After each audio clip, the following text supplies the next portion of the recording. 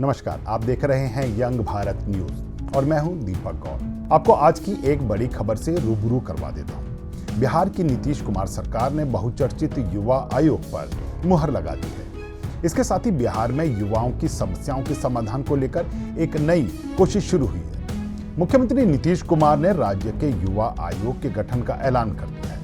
नीतीश कुमार ने ट्वीट करके इसकी जानकारी दी। उन्होंने अपने ट्वीट में लिखा, मुझे यह बताते हुए प्रसन्नता हो रही है कि बिहार के युवाओं को अधिक से अधिक रोजगार के अवसर उपलब्ध कराने, उन्हें प्रशिक्षित करने तथा सशक्त और सक्षम बनाने के उद्देश्य से राज्य सरकार ने बिहार युवा आयोग के गठन का निर्णय लिया है और आज कैबिनेट द्वारा बिहार युवा आयोग के गठन की मंजूरी भी दे दी गई है।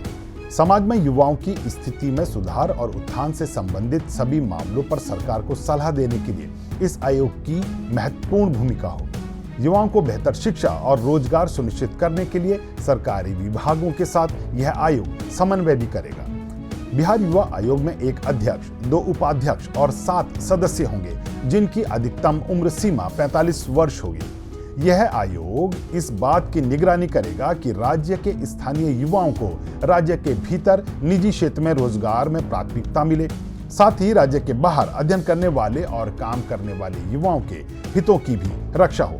सामाजिक बुराइयों को बढ़ावा देने वाले शराब एवं अन्य मादक पदार्थों की रोकथाम के लिए भी कार्यक्रम तैयार करेगा और ऐसे मामलों में सरकार को अनुशंसा भेजना भी इस आयोग का महत्वपूर्ण कार्य होगा।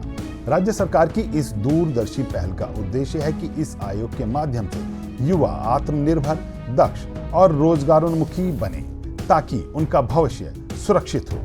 लेकिन अब एक बार फिर से यह सवाल लोगों के बीच उठने लगा है कि आखिर ये आयोग सच में युवाओं की आवाज बनेगा या फिर ये भी दूसरे आयोगी की तरह सियासी संतुलन का एक औजार बनकर रह जाएगा। असल में पिछले दिनों तेजस्वी यादव ने भी अपने 20 सूत्रीय एजेंडे में इस आयोग का उल्लेख किया था। उनका कहना था कि यह आयोग बिहार के युवाओं की आकांक्षाओं और मांगों को समझने का माध्यम बनेगा। खास बात यह रही कि इस मुद्दे को तेजस्वी ने चुनावी घोषणा के तौर पर भी उठाया था और अब उसके अमली जामा पहनाने की शुरुआत हो चुकी है। इस मुद्दे पर बातचीत करने के लिए हमारे साथ पटना से जुड़ रहे हैं हमारे कंसल्टिंग एडिटर प्रमोद मुकेश जी। मुकेश जी, चुनावों से पहले एक और आयोग का ऐलान हो गया है। क्या अब सरकार का एजेंडा विपक्ष तय कर रहा है? पिछले दिनों ही तेजस्वी ने अपने एक 20 सूत्रीय एजेंडे में इस युवा आयोग की बात को शामिल किया था। नीतीश सरकार ने इसका ऐलान भी कर दिया। हाँ, नमस्कार दीपक जी। ये जी अभी जो लग रहा है कि विपक्ष के एजेंडे पे नीतीश सरकार उसको एक्शन में आ रही है। कुछ दिन जी पहले जन स्वराज पार्टी और महागठबंधन के नेता वृद्धावस्था पेंशन, जो सामाजिक सुरक्षा पेंशन के नाम से जानी जाती है, उसको, उसकी राशि को बढ़ाने की बात वो मांग कर रहे थे कि मेरी सरकार आएगी तो मैं ये करूंगा। तो सरकार का फैसला उसको लेके भी आया और जी 1100 रुपया उसका हो गया 400 से।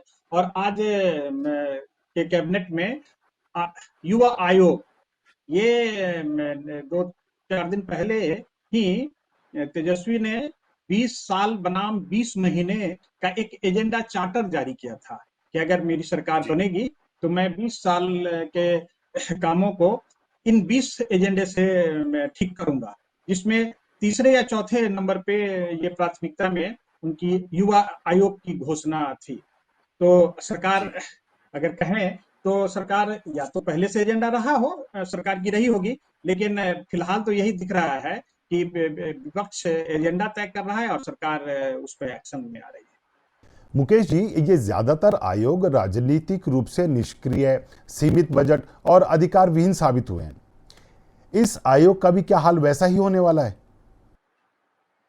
ये तो भविष्य में पता चलेगा, लेकिन आपने सच ही कहा है कि जितने जितने भी आयोग हैं, आज इस साल के 2 महीने में, ये जून में, मई और जून में सरकार इतनी क्रियाशील हुई कि कम से कम दर्जनों आयोगों की घोषणा हुई, उसके अध्यक्ष के नाम की घोषणा हुई, सदस्य की घोषणा हुई। तो ये चुनावी वर्ष में जिस ढंग से आयोग जो मरणासन और एक तरह से कहिए कि जिसकी चर्चा भी नहीं होती थी, और ये सच जी है कि वो सिर्फ सलाह की ही भूमिका में अब तक काम कर रहा था, लेकिन सरकार की नियत तो और जो एजेंडा नीतीश कुमार जी ने अपने ट्विटर पे, एक्स पे बताया है कि उनका क्या उद्देश्य होगा, युवाओं को किस ढंग से हम जोड़ेंगे, उनका एक उद्देश्य शराबबंदी और मादक पदार्थों को रोकने का जो सामाजिक एजेंडा नीतीश सरकार की है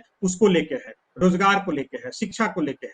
तो ये एडवाइजरी बॉडी तो है, लेकिन आपने सच कहा, अगर इन्हें कुछ फाइनेंशियल पावर ज्यादा रहे या कुछ वैसी मैंने जिसमें इनके फैसले बाध्यकारी हों, ये फैसले तो लें, जी लेकिन अगर वो बाध्यकारी जब तक नहीं होंगे तब तक सलाह तो सरकार को, अगर सूट करेगा तो सलाह उस पर सरकार लेगी, और जब सूट नहीं करेगा तो ठंडे बस्ते में इनके सिफारिशों को डाल दिया जाएगा। जी, क्योंकि आरोप लगे हैं कि इन आयोग का मुख्य उद्देश्य सिर्फ सियासी नियुक्ति और संतुलन करना रहा है। इस आयोग में या तो रिटायर्ड नेता या नाराज नेताओं को एडजस्ट किया जाता है। पिछले कई सालों से तो दशकों से ऐसा ही देखते आ रहे हैं।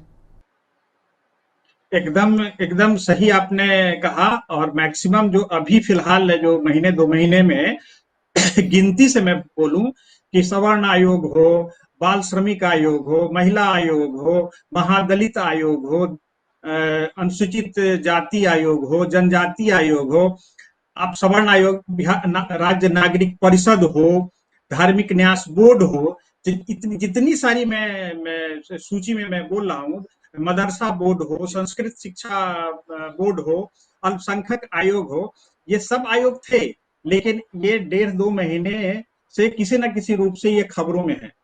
या तो सरकार अपने उन नेताओं को जिनको पॉलिटिकली अब तक एडजस्ट नहीं कर पाई है उनको एडजस्ट कर रही है। आपने हाल के दिनों में विपक्ष के नेता का ये पूरा बयान चर्चित हुआ था कि क्या सरकार दामाद आयोग का गठन कर रही है, क्या मेहरारू आयोग का गठन कर रही है। तो एक सीधा सीधा आरोप था, क्योंकि रामविलास पासवान जी के दामाद को एक आयोग का अध्यक्ष, जीतन राम मांझी के दामाद को उसी आयोग का उपाध्यक्ष, एक वरीय आईएएस अधिकारी जो मुख्यमंत्री के प्रधान सचिव हैं, उनकी पत्नी को महिला आयोग का सदस्य, एक मंत्री हैं अशोक चौधरी जी, उनके दामाद को धार्मिक न्यास परिषद है उसका सदस्य। तो जिस ढंग से पॉलिटिकल नियुक्तियां हो रही है, या तो उन नेताओं को एडजस्टमेंट किया जा रहा है जिन्हें लोक विधानसभा चुनाव में टिकट नहीं मिलेगा या वो इलेक्शन नहीं लड़ेंगे, तो उनको एक तरह से एडजस्ट किया जा रहा है, या कुछ सीनियर लोग, या कभी जातीय समीकरण को बैलेंस करने के लिए ये इन आयोगों का इस्तेमाल उसी ढंग से होता है। जैसे सवर्ण आयोग 2011 से है, लेकिन क्या उसकी वैसी कोई सिफारिश चर्चित है क्या, नहीं मालूम।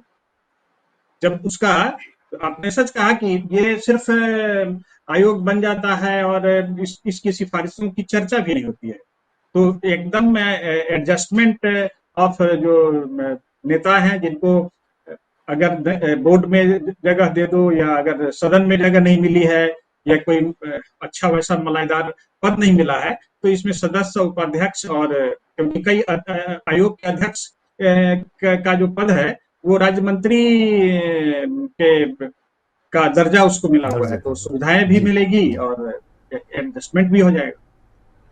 जी, क्योंकि बहुत ज़्यादा नीतिगत अगर फैसले, आपने अभी बात कही कि अगर उनके पास वो अधिकार और वो पावर होगी तो सुधार की गुंजाइश हमेशा बनी रहेगी।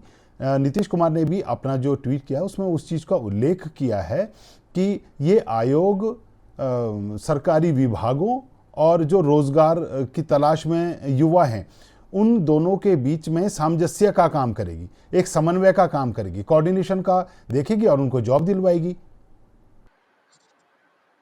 हाँ, ये उद्देश्य तो बड़ा बढ़िया है। एक उद्देश्य का ये भी है कि राज्य के भीतर जो निजी संस्थान है उसमें यहाँ के जो युवा हैं उनको रोजगार की प्राथमिकता मिले। जो बाहर में पढ़ते हैं या बाहर में, राज्य के बाहर जो अध्ययनशील युवा हैं या विद्यार्थी हैं, और वैसे जो रोजगार करने वाले युवा हैं, उनको लेके भी कुछ ऐसी योजना बने जिनका मॉनिटरिंग ये युवा आयोग करे। सबसे बड़ा जो उद्देश्य ये है कि ये ऐसी व्यवस्था बने कि बिहार में युवाओं के लिए रोजगार सृजन, पढ़ाई की समुचित व्यवस्था, प्रशिक्षण, इन चीजों की व्यवस्था हो, और कैसे समन्वय विभिन्न विभागों से ये आयोग करे, उसको लेके है। और एक जो सामाजिक दायित्व मैंने जो शुरू में कहा कि जो शराबबंदी और मादक पदार्थों के सेवन की रोकथाम के लिए जो एक सामाजिक मैंने मुहिम और कैसे युवाओं में वो जागृति लाने की योजना होगी, उसको लेके ये आयोग भी काम करेगा। उद्देश्य तो बहुत पायस और बढ़िया है। अगर उस ढंग से इनको अधिकार संपन्न किया जाए तो जरूर इफेक्टिव होगा। जी, हाल में एक रिपोर्ट सामने आई थी जिसमें ये कहा गया था कि अगर आयोग को सिर्फ सलाह देने वाली संस्था बनाकर छोड़ दिया गया तो इसका कोई असर नहीं होगा। आयोग को वास्तविक अधिकार उसके बजट और उसकी कार्य योजना से लैस किया जाए, पर अमूमन ऐसा देखा ही नहीं जाता है। तो क्या इस बार या आगामी जो भी सरकार बनेगी वो इस और भी कुछ गंभीरता से विचार करेगी? करना चाहिए। अगर आप चाहते हैं, जिस उद्देश्य से आप अगर सिर्फ पॉलिटिकल इक्वेशन को टैकल करने के लिए कि विपक्ष ने कहा कि हम सत्ता में आएंगे तो आयोग बनाएंगे, तो आपने भी अगर इस को काउंटर करने के लिए आयोग बनाया है तो निश्चित रूप से ये जो पर्पस है डिफीट होगा। लेकिन अगर सही में अगर जिस उद्देश्य की पूर्ति के लिए आयोग का गठन हुआ है और मुख्यमंत्री ने अपने एक्स हैंडल पे जिन चीजों का जिक्र किया है, अगर उसको सही से अमली जामा उसको अगर पहनाया जाए तो निश्चित रूप से ये इफेक्टिव होगा और देश में एक मॉडल बन के उभर सकता है कि बिहार का युवा आयोग कैसे काम करता है और किस ढंग से रोजगार में, युवाओं में और समाज में सामंजस्य का। जी, तो ये आने वाला वक्त इस बात को हमारे सामने फिर से पेश कर देगा या सामने ये सारी चीज़ों को रख देगा कि आखिर बिहार सरकार आने वाले समय में युवा आयोग को लेके कितनी सजग नजर आती है, या ये केवल एक चुनावी शगुफे के तौर पर ही रह जाएगा। प्रमोद जी, इस मुद्दे पर आप हमारे साथ जुड़े, आपका बहुत बहुत शुक्रिया। जी धन्यवाद। आपको बता दें कि बिहार में युवाओं की आबादी सबसे बड़ी ताकत है, लेकिन क्या ये आयोग इस ताकत को दिशा दे पाएगा या ये भी बन जाएगा नेताओं को खुश करने का मंच? सवाल गंभीर है और जवाब आने वाले वक्त में सामने आएंगे। फिलहाल आप देखते रहिए यंग भारत न्यूज, और अगर आपको ये रिपोर्ट पसंद आई हो तो वीडियो को लाइक, शेयर और सब्सक्राइब जरूर करें।